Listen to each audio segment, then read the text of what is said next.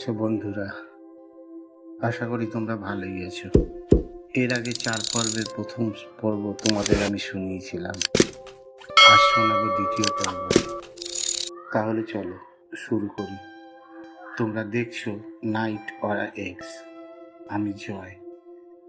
সেই রাতের পর মীরার চোখে আর আগের মতো শান্তি নেই। তার দৃষ্টি সবসময় যেন কোথাও আটকে থাকে, দেয়ালের কোণে, জানালার ফাঁকে, অথবা নিজের ঠোঁটের প্রান্তে, যেখানে রুদ্রর ছোঁয়া এখনো লেগে আছে অদৃশ্য আগুন হয়ে। সে আয়নার সামনে দাঁড়ায়, চুলের ফাঁক গলে আঙুল চালায়, আস্তে করে মাথা কাত করে, আর মনে পড়ে যায় ওর ঠোঁট প্রথম এসেছিল এই জায়গাটাতে। তার কানে কখনো বাজে রুদ্রর সেই কণ্ঠ, গভীর, ধীর, আর যেন শরীর ভেদ করা উষ্ণতায় ভরা। রুদ্রর চোখে তখন এমন কিছু ছিল যা মীরা আগে কোনো পুরুষের চোখে দেখেনি। সে খুব ধীরে বলেছিল, তুমি কি জানো তোমার শাড়ির গন্ধ কেমন? মীরা কিঞ্চিত হাসি নিয়ে জিজ্ঞেস করেছিল, কেমন? রুদ্র এগিয়ে এসে শাড়ির আঁচলে মুখ ডুবিয়ে বলেছিল, একদম ভেজা লাল।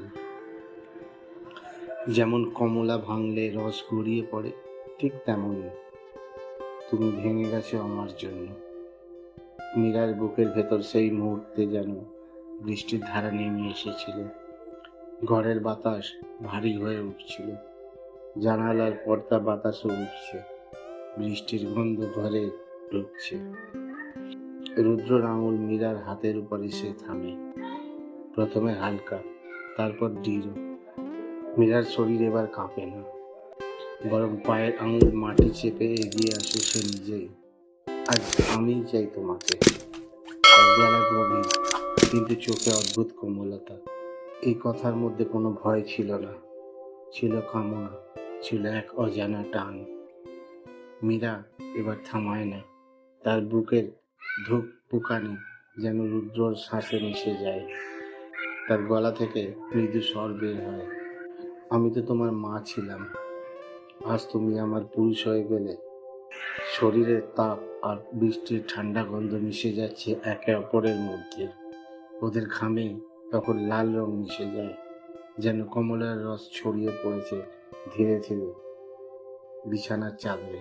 মীরার চোখের কোণে রুদ্রর বুকের ভেতরে। রুদ্রর আঙুল মীরার চুলে জড়িয়ে যায়, সেই গলার বাঁকে হালকা চুমু দিয়ে থেমে থাকে, যেন ওই মুহূর্তটা চুরি না হয়ে চিরকালীন হয়ে থাকে। বৃষ্টি যেন তালি দিচ্ছে, প্রতিটা ফোঁটা যেন তাদের গোপন ভালোবাসার সাক্ষী হয়ে আছে।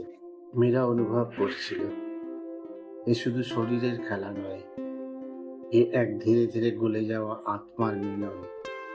তার হাত এবার রুদ্রর মুখে উঠে আসে। সে চোখ বন্ধ করে মীরার তালুর ভেতরে শ্বাস রাখে। তুমি জানো মীরা, তুমি শুধু নারী নাও, তুমি আমার পুরো পৃথিবী। এই কথা শুনে মীরার চোখ ভিজে ওঠে, কিন্তু সেটা বৃষ্টির ফোঁটা নাকি অশ্রু সে আর বুঝে উঠতে পারে না। রাতের শেষে দুজনেই বিছানায় বসে থাকে, নীরবতা, শুধু বৃষ্টি আর শ্বাসের শব্দ। জানালার বাইরে তখন ভোরের আলো ঢুকছে। রুদ্র ফিসফিস করে বলে, আজ রাতে আর কিছু লুকোইনি, শুধু তুমি আমার। মীরা চুপচাপ, কিন্তু চোখে এক অদ্ভুত জ্যোতি নিয়ে বলে, তুই তো আমায় স্পর্শ করিসনি রুদ্র, তুই তো আমায় আবিষ্কার করেছিস। বাইরে সূর্যের আলো ঢুকে পড়েছে ঘরে, আর মীরার গায়ে তখনও লেগে আছে কমলার রং, যা আজ আর ধুয়ে যাবে না। গল্পটা ভালো লাগলে সাবস্ক্রাইব করে পাশে থাকুন। পরের পর্ব আসছে খুব তাড়াতাড়ি, সঙ্গে থাকুন। ভালো থাকবেন সবাই।